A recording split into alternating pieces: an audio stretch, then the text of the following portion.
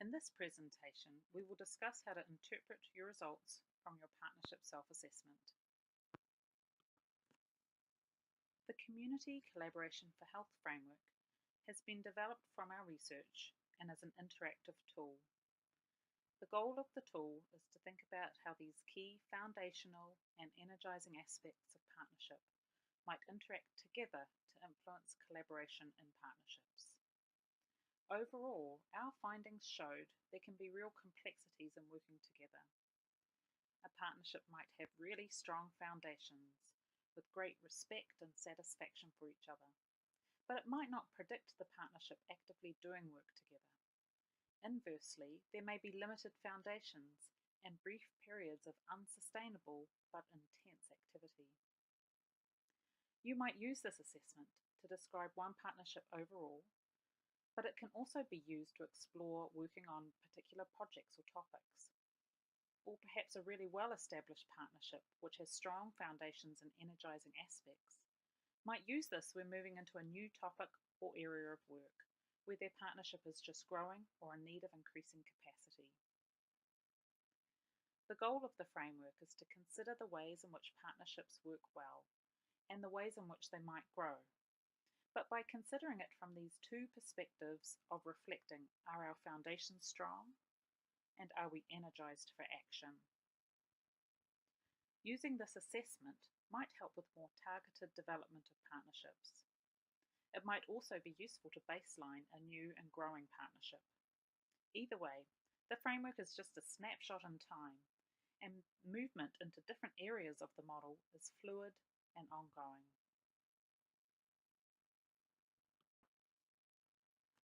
On this slide, you see an overview of what each quadrant looks like based on strengths and weaknesses of foundational and energizing characteristics. On the next few slides, we'll break this down and look at each section a little more closely to see how these reflect your own results.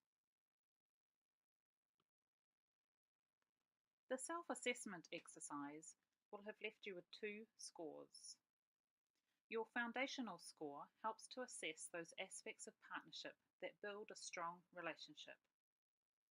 The energizing score will reflect the characteristics of partnership that are associated with activity or action in your partnership. Our research shows that these scores interact with each other. You may have a high score on your foundational characteristics, but a low energizing score, or vice versa. By looking at how these scores interact, the framework should help you to reflect on areas of strength in your partnership and areas that might offer opportunity for growth. The cutoff points you see here are established from the research. Please take a moment to map your foundational and energizing scores to the table above to determine your framework placement.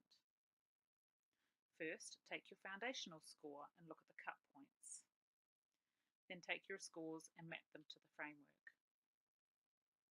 Then do that again for your energizing scores. Now ask yourself, are you above or below these cutoff points as established from our research?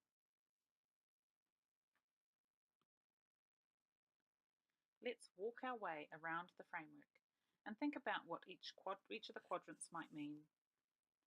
In our bottom left quadrant, such partnerships have scored weaker for foundational characteristics and weaker for energizing characteristics.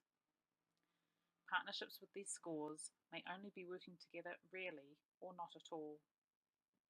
They are characterized by a low energizing features such as working on projects together or very few shared financial commitments. They have few or no formal structures and no shared strategic vision. They are also characterized by low foundational features, where they have a very limited understanding of each other, a lack of trust and a lack of respect. In our research, around 40% of the partnerships we surveyed fell into this quadrant. So if you also fell into this quadrant, you're far from alone. This work is hard and challenging. It is worth keeping in mind, though, that these partnerships are ripe with opportunity for growth, and a multifaceted strategy of building key foundations alongside moving towards action could yield high returns.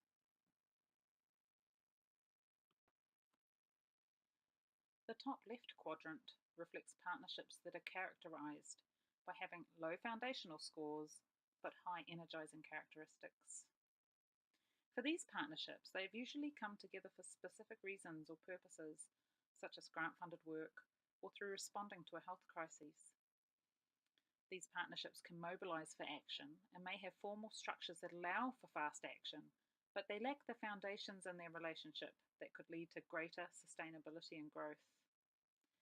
Around 10% of our participants identified their partnership in this way. For these partnerships, there is a good rationale to focus on building stronger foundations. This could be done by developing a better knowledge of each other, finding ways to increase trust and respect, or develop work sharing a shared vision for working together.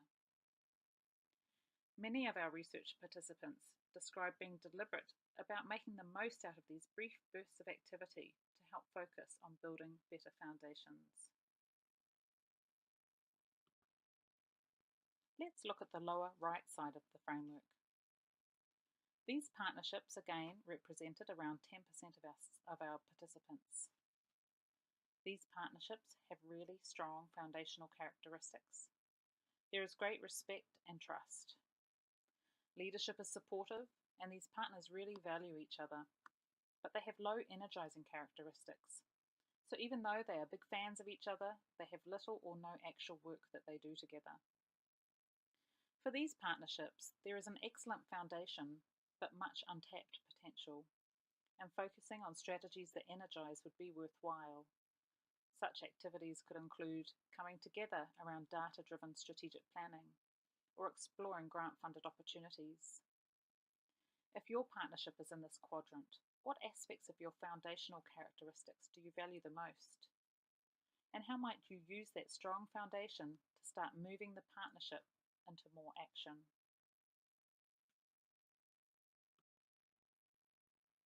You can see the characteristics at the top right quadrant, which show the partnerships that score high on both foundational and energizing characteristics.